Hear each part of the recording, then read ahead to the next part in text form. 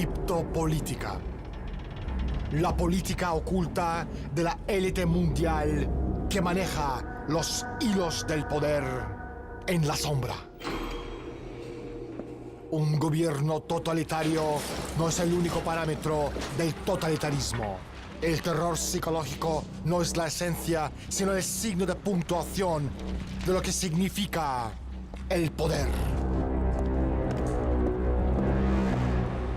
Esta fuerza omnipresente domina por medio de la modificación de la conducta y el cambio de identidad. Veremos.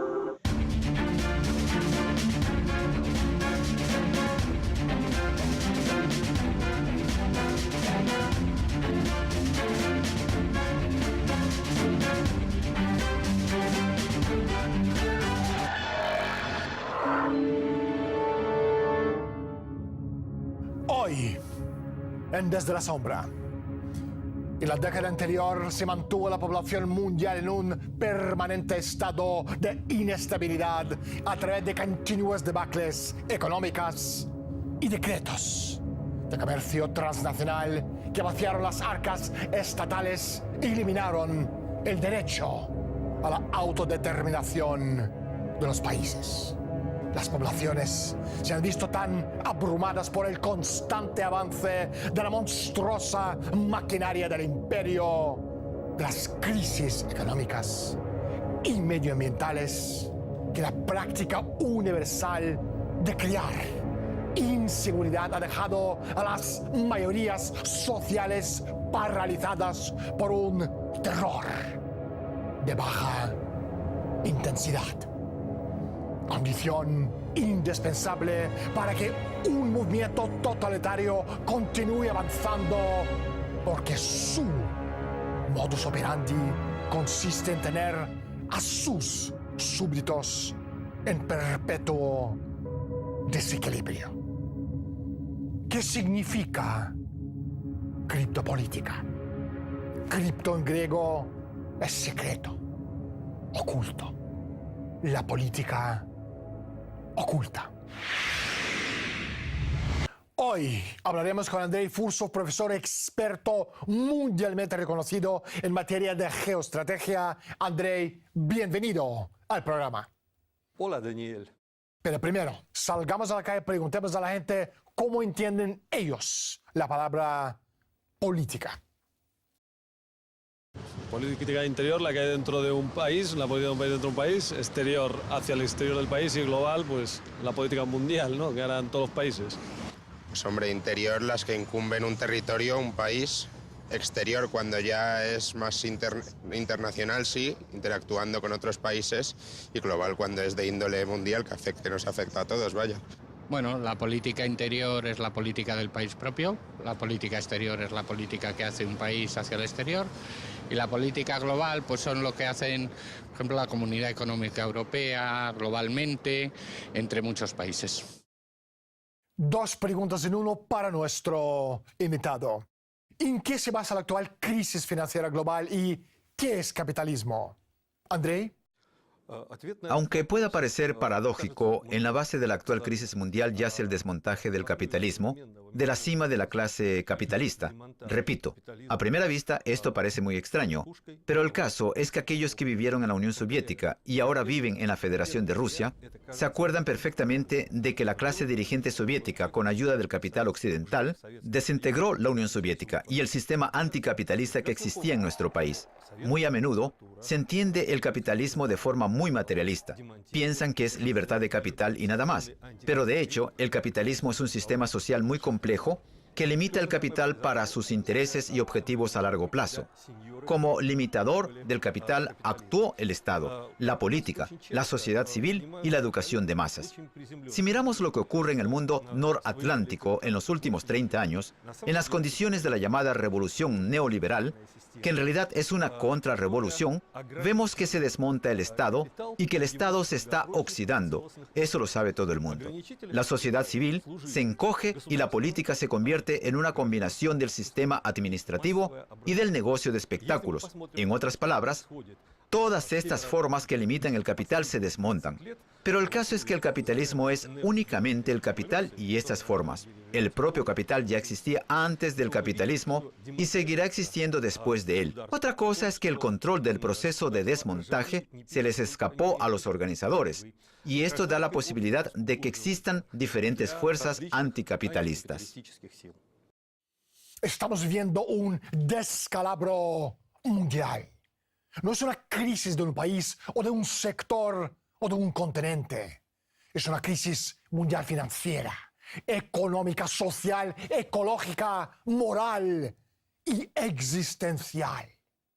Además, la destrucción total de la economía mundial es algo que se está llevando a cabo a propósito.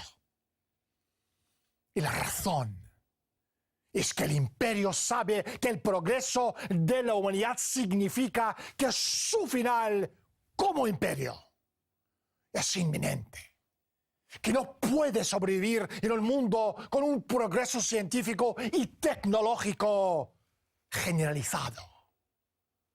Como el imperio precisa de un mundo con personas tontas y serviles como borregos. El imperio se dispone a destruir las estructuras de los estados, naciones que apoyan la vida y que apoyan el progreso de la humanidad. Es decir, están atacando la economía de las naciones para destruirlas como modo de conservar su propio poder. ¿Cuáles son las principales etapas en el desarrollo de las estructuras supranacionales cerradas? Andrei. Cuando hablamos de las estructuras cerradas supranacionales, en ningún caso debemos demonizarlas ni llegar al extremo conspirológico. La existencia de dichas estructuras es un rasgo característico de la economía política del capitalismo.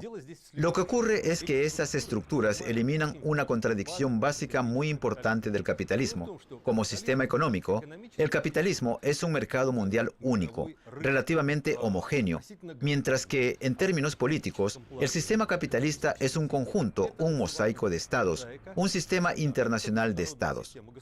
Imaginemos a un gran burgués en Inglaterra, Francia o Alemania, con intereses fuera del territorio de su país, que pueden realizarse violando la legislación de su estado y del ajeno.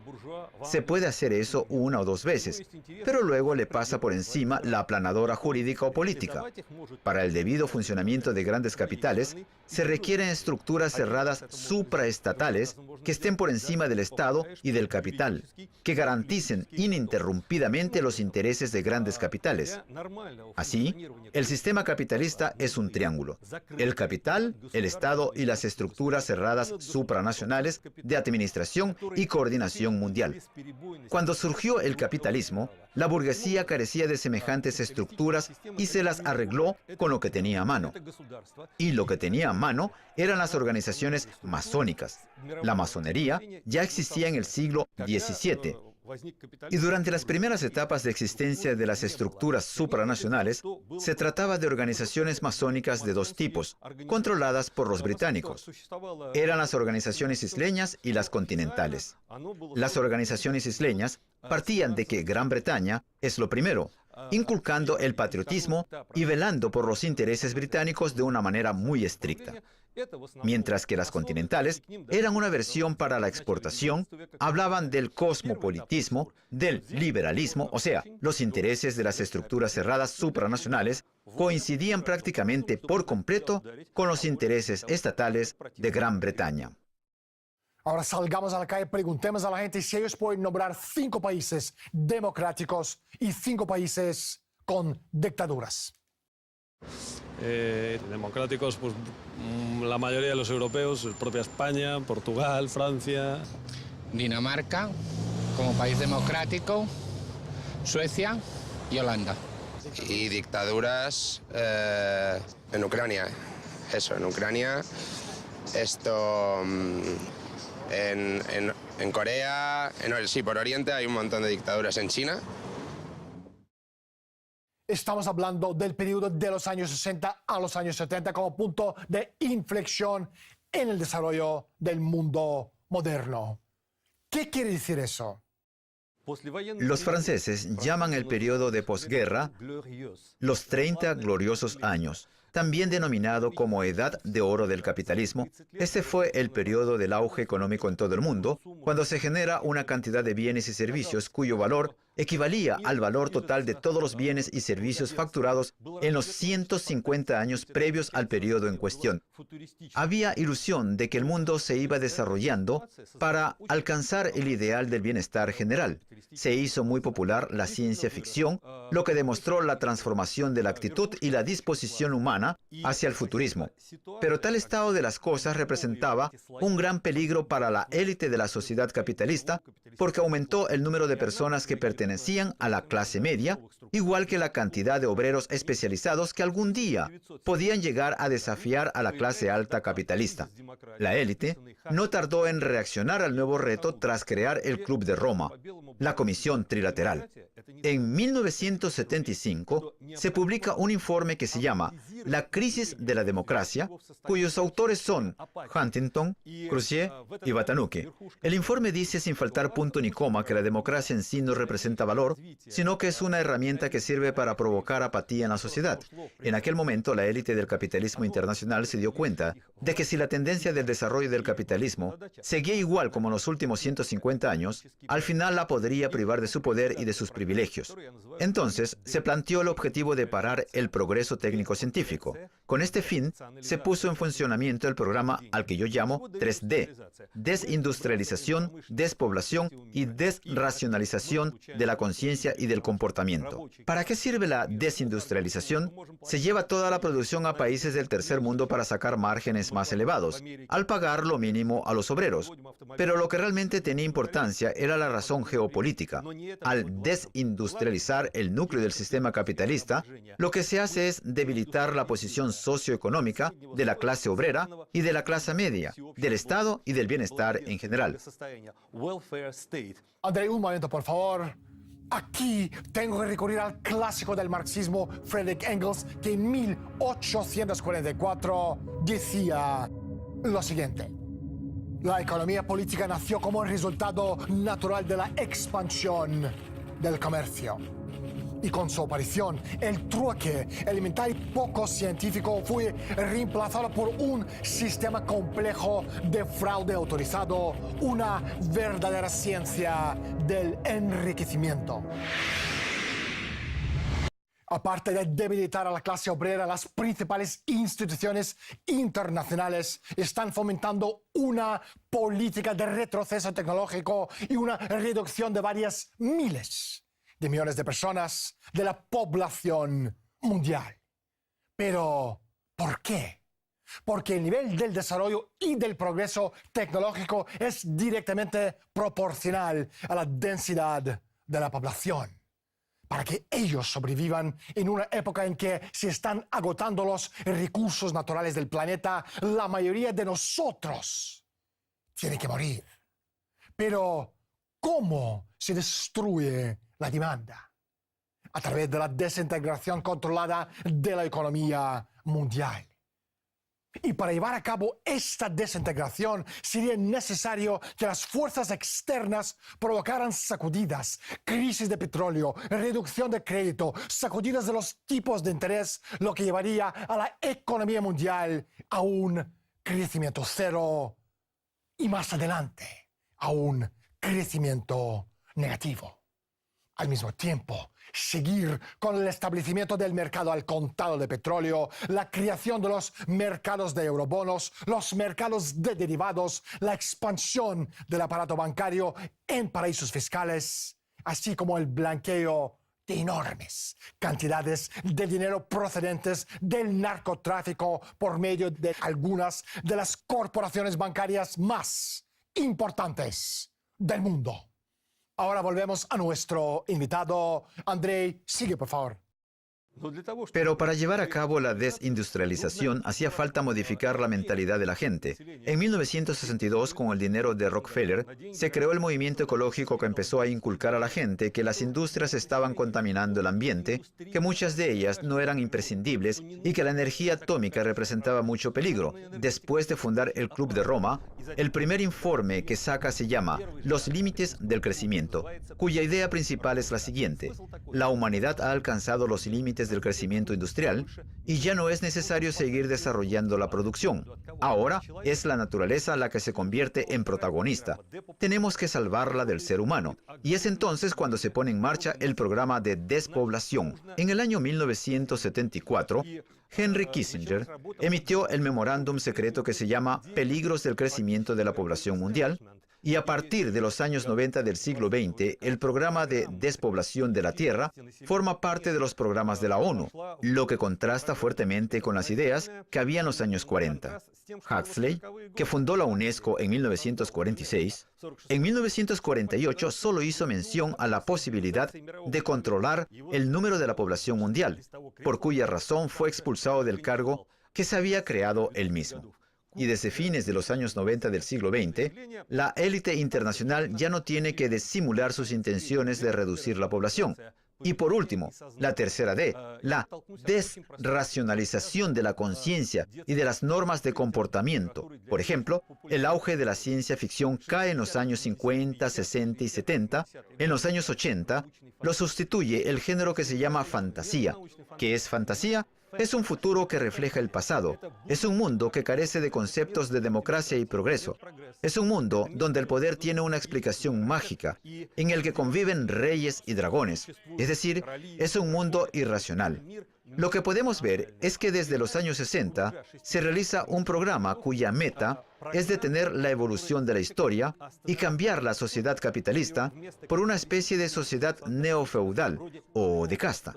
Por cierto, el cumplimiento del programa, cuyo cumplimiento era imposible mientras existía la Unión Soviética, o sea, era imprescindible derrotar y destruir la Unión Soviética, no solo por cuestión de competencia entre el Occidente y la URSS, sino también para lanzar el proyecto de globalización. El 18 de agosto de 1948, la élite mundial prepara un documento que más adelante sería la base ideológica de la Guerra Fría. Este documento decía que sin poder derrotar a la Unión Soviética, poseedora de la mayor riqueza de recursos naturales del planeta, tienen que emplearse otros métodos más discretos. Así que desestabilizar el Estado ruso se convirtió en el objetivo primordial del imperio. Primero, tras la Guerra Mundial y después, tras la caída de la Unión Soviética en 1991. La estrategia pretendía que el país cayera en la anarquía.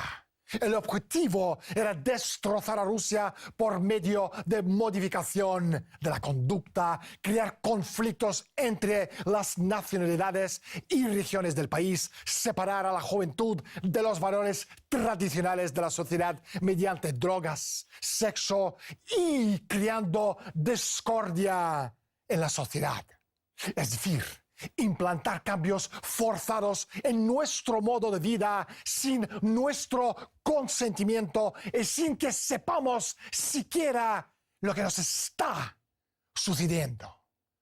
Hoy, la Guerra Fría está muy viva. Miren a su alrededor.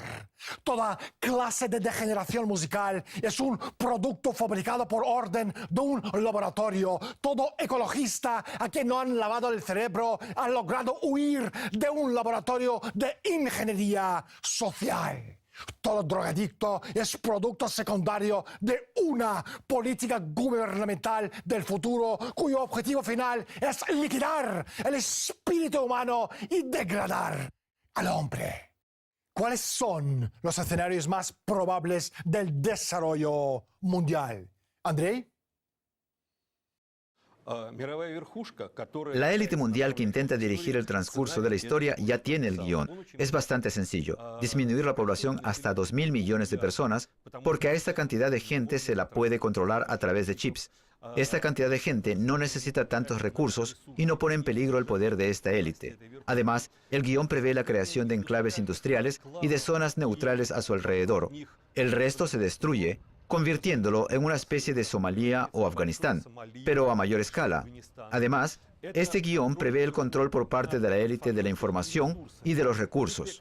El sistema capitalista se basa en el control del capital. ¿Y qué es el capital? Es el trabajo incorporado en los bienes que se convierte en un estimado que se valoriza a sí mismo. La sociedad postcapitalista se basa en el control de las fuentes de información. Actualmente podemos ver cómo se está creando la base del control de la información. Pero para establecer este control hay que destruir el sistema educativo.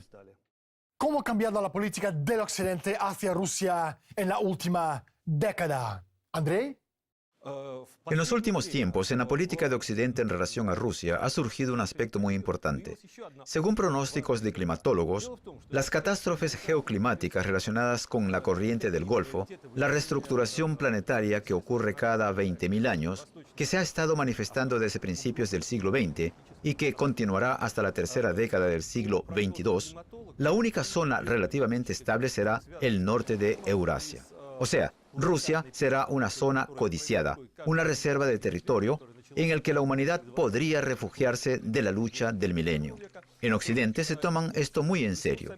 A finales del año 2011, la institución Brookings y la Escuela Económica de Londres publicaron un informe en el que trabajaron de forma secreta durante varios años.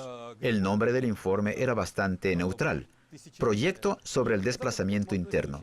Pero si se lee este informe con detenimiento, resulta evidente que este informe realmente trata sobre el desplazamiento de grandes cantidades de personas de la zona del Atlántico Norte hacia la zona norte de Eurasia. La institución Brookings es una institución muy concreta. Para la Primera Guerra Mundial, se encargaron de movilizar a la población, de fijar precios a bienes agrícolas que se consideraban esenciales. Estas son personas muy prácticas, no pierden el tiempo con trabajos teóricos. Si para el año 2011 ese reporte ya estaba listo, entonces resulta evidente que se está preparando seriamente para la vida post-catástrofe. Tatiana Karyagina, una de las más famosas economistas rusas, dijo lo siguiente: la historia de la civilización conocida es simplemente la punta de iceberg. Hay una economía en las sombras, una política en las sombras y también una historia en las sombras conocida por los conspirólogos. Son las fuerzas ocultas que actúan en el mundo, imposibles de detener incluso para los países y continentes más poderosos. Como sociedad, ¿qué podemos hacer? ¿Andrei? Resulta muy difícil hacer pronósticos, pero espero que en un futuro estos grupos de influencia se devoren entre ellos. Actualmente se escribe mucho sobre el enfrentamiento entre los Cluster, los Rothschild y los Rockefeller. Es difícil confirmarlo. Probablemente sea cierto. Para poder saber más detalles, se necesita la información de los infiltrados. Sin embargo, lo que sí está claro es que se lleva a cabo una guerra entre los nuevos ricos y los viejos ricos. Por ejemplo, en el informe de Stephen Morgan del 2012 se habla de la necesidad de acabar con la existencia del chupasangre del sector financiero y petrolero que ganaron sus fortunas en los últimos 10 o 13 años. La manera más eficaz de romper la hegemonía del poder es a través de una sociedad justa y bien educada, llevando el potencial cognitivo de cada persona hasta un estándar de calidad como ciudadano. Pero no tenemos este sistema en marcha porque el imperio había impuesto en todos los países del mundo un sistema educativo basado en el resultado. Este sistema supone el exterminio total de los poderes creativos del razonamiento, de las habilidades mentales únicas de los humanos que se expresan típicamente en forma de descubrimientos válidos, axiomáticos, revolucionarios en la ciencia física. La conciencia de estas ideas por parte de la población general supondría el fin del sistema oligárquico. Las naciones que promueven el crecimiento creativo mental de sus ciudadanos producen personas que no van a tolerar formas de control oligárquicas indefinidamente.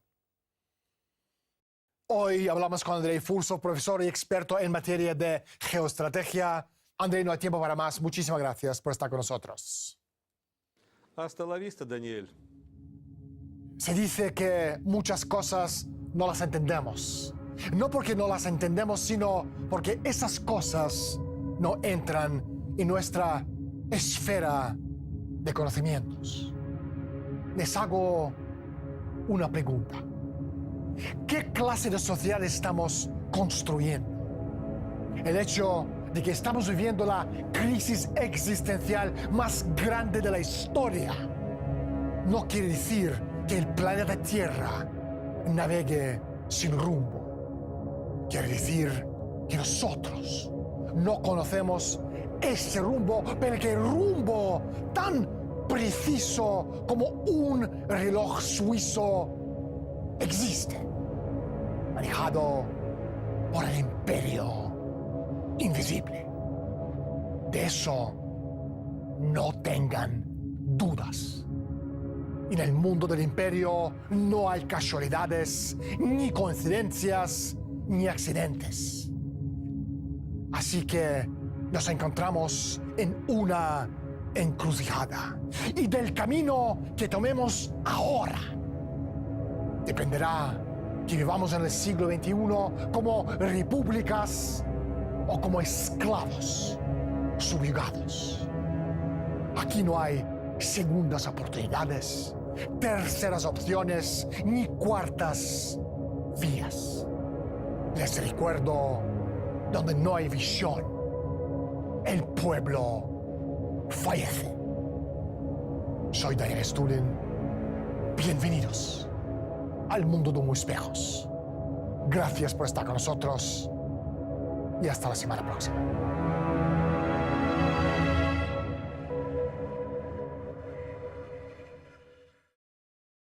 Aquellos que vivieron en la Unión Soviética y ahora viven en la Federación de Rusia, se acuerdan perfectamente de que la clase dirigente soviética, con ayuda del capital occidental, desintegró la Unión Soviética y el sistema anticapitalista que existía en nuestro país. Muy a menudo se entiende el capitalismo de forma muy materialista. Piensan que es libertad de capital y nada más. Pero de hecho, el capitalismo es un sistema social muy complejo que limita el capital para sus intereses y objetivos a largo plazo. Como limitador del capital actuó el Estado, la política, la sociedad civil y la educación de masas. Si miramos lo que ocurre en el mundo noratlántico en los últimos 30 años, en las condiciones de la llamada revolución neoliberal, que en realidad es una contrarrevolución, vemos que se desmonta el Estado y que el Estado se está oxidando. Eso lo sabe todo el mundo. La sociedad civil se encoge y la política se convierte en una combinación del sistema administrativo y del negocio de espectáculos. En otras palabras, todas estas formas... Política interior, la que hay dentro de un país, la política de un país dentro de un país, exterior hacia el exterior del país y global, pues la política mundial, ¿no?, que harán todos los países. Pues hombre, interior las que incumben un territorio, un país.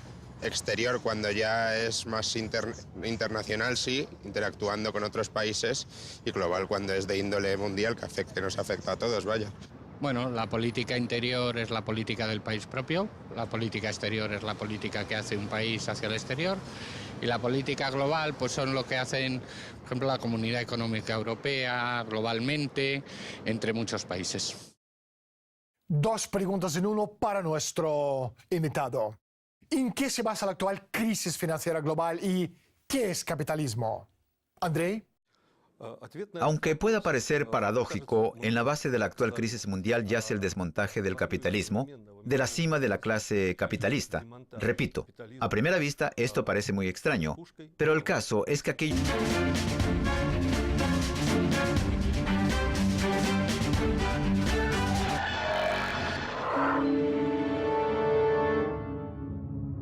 Hoy, en Desde la Sombra. En la década anterior se mantuvo la población mundial en un permanente estado de inestabilidad a través de continuas debacles económicas y decretos de comercio transnacional que vaciaron las arcas estatales y eliminaron el derecho a la autodeterminación de los países. Las poblaciones se han visto tan abrumadas por el constante avance de la monstruosa maquinaria del imperio, de las crisis económicas y medioambientales, que la práctica universal de crear inseguridad ha dejado a las mayorías sociales paralizadas por un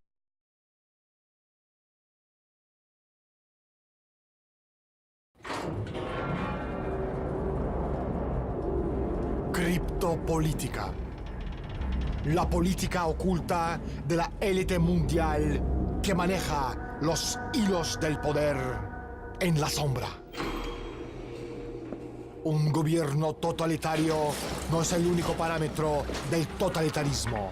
El terror psicológico no es la esencia, sino el signo de puntuación de lo que significa el poder. Esta fuerza omnipresente domina por medio de la modificación de la conducta y el cambio de identidad. Veremos.